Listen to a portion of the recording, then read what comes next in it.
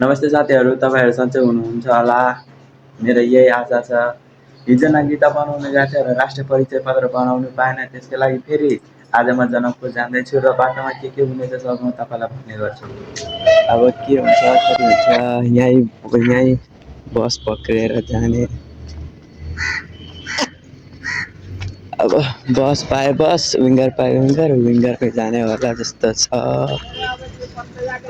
यो महेन्द्रनगरको चौक। बल्ल बल्ल बल्ल गाडी आउनु लाग्यो।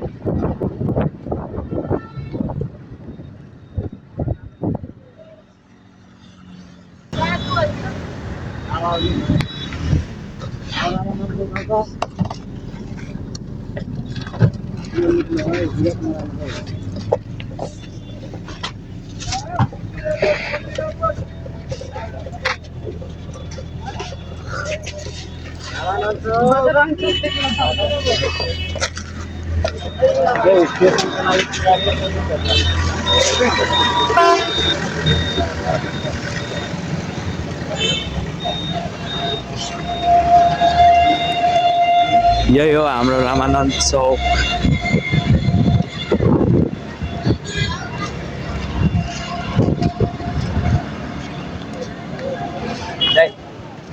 त्यो जिल्ला प्रशासन त्यो थिएन नागिता बनाउने ठाउँ कति एकजना मात्रै सही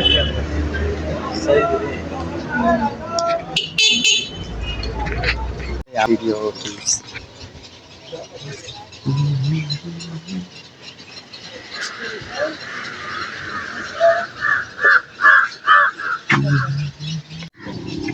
आउनु आयो। अब फर्स्टमा पालो हो कि लास्टमा पालो थाहा छैन। हिजो त्यति भिड थियो नि, गरी पनि त्यत्तिकै थियो, भिड पनि त्यत्तिकै थियो, के गर्नु नगर्नु जस्तो भएको थियो। तर पनि भएन, आज चाहिँ हुन्छ होला जस्तो लागिरहेको छ मलाई पनि। भयो भने छिटै घर जाउँला, नत्र आज 12-1 बज्छ। मान्छे पनि एउटा पनि छैन कि त्यसरी, आज मान्छे धेरै छैन, थोरै। अब भित्रको के हुन्छ कस्तो हुन्छ देखाउँछु नि। भर्खर 7 बजे छ, 9 बजे खुल्छ सिरियल। 9 बजे यति अगाडि आएर पनि फाइदा छैन। छिटो आयो भने छिटो हुन्छ होला भनेको, झन् भिड लाग्यो भने त झन् हुँदैन होला। भर्खर त 7 बजे 9 बजे खुल्छ।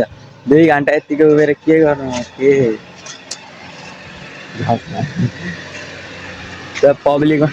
पब्लिकमा भिडियो बनाउनु कस्तो लाग्छ। अहिले पुरै खाली छ। 9-10 बजीसम्म यस्तो प्याक हुन्छ नि यता, के भन्नु। मान्छेमाथि मान्छे चढ्ने हुन्छ त यता। बाप्रे, यति मान्छे कहाँबाट आउँछ यार सधैँ। तपाईँहरूलाई पनि नागरिकता र राष्ट्रिय परिचय पत्र बनाउनु छ भने एकै दिनमा हुन्छ। तर हिजो हाम्रो हुन्थ्यो 4 बजेदेखि। हिजो हाम्रो हुन्थ्यो राष्ट्रिय परिचय पत्र नागरिकता एकैचोटि बन्ने थियो।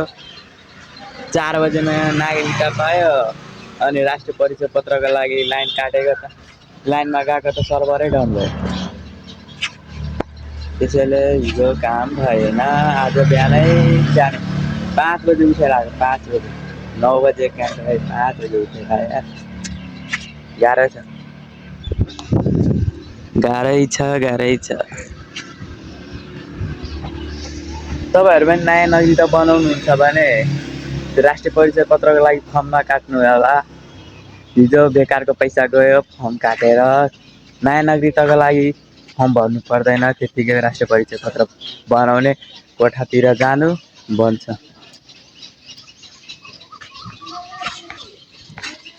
ल भाइ भाइ अब 9 बजेको भिडियो एकैचोटि स्टार्ट हुन्छ। ओ माई गड आज काम भयो, छिटै भयो, 10 बजिसक्यो।